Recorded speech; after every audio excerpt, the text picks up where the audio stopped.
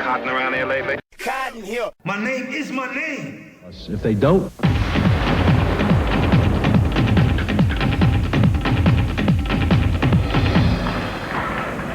no, I have decided to skip college and take my talent to the NBA. For any high school kid right now to think that he can come out of high school because Kevin Garnett has been able to do it, I think, you know, a lot of those people are kidding themselves, because this is something that happens once every 10, once every 15 years.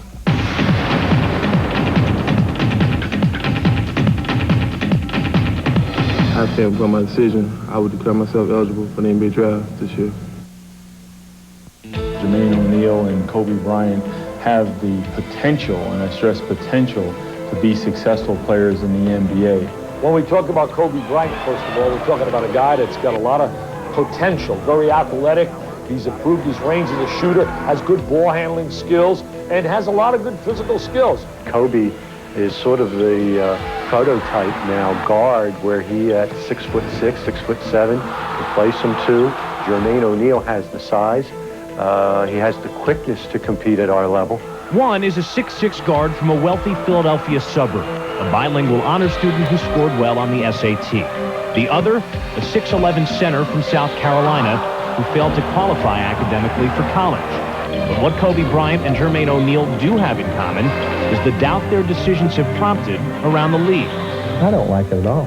We don't want them in the NBA. People don't want to babysit 18 and 19-year-old kids. I just don't see the coaches and the personnel people having the time or the patience to nurture a young kid. Now you're going to tell me that a kid leaving high school is going to be socially and emotionally prepared for the NBA? Not so. Many of these kids aren't ready. Some of them aren't ready for the CBA, never mind the NBA. You're playing with fire to say that any high school graduate is prepared emotionally and physically to step into the NBA.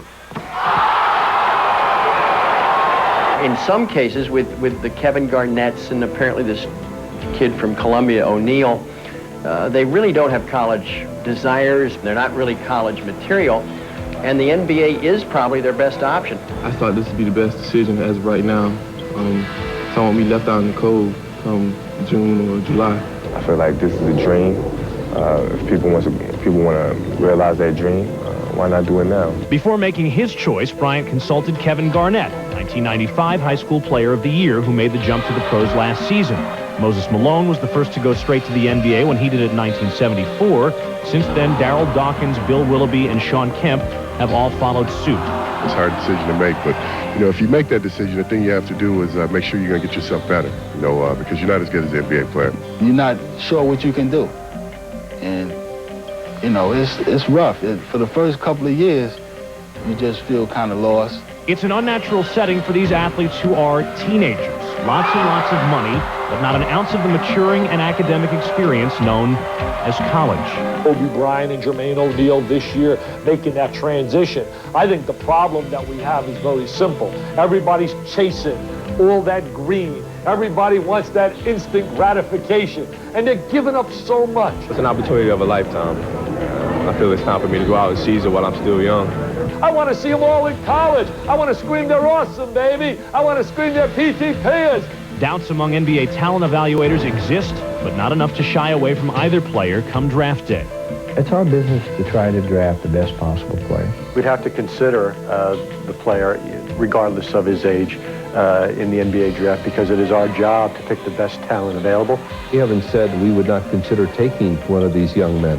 What we're saying is there's risk involved. There's patience that would be required. If you can step in this league and play and earn a living and continue to develop and grow and get yourself educated and everything else, that's what America's all about. That's the American dream. They got talent and they got skills. The sad part is that, you know, it's babies being put into a man's world, and, you know, and that's the sad part.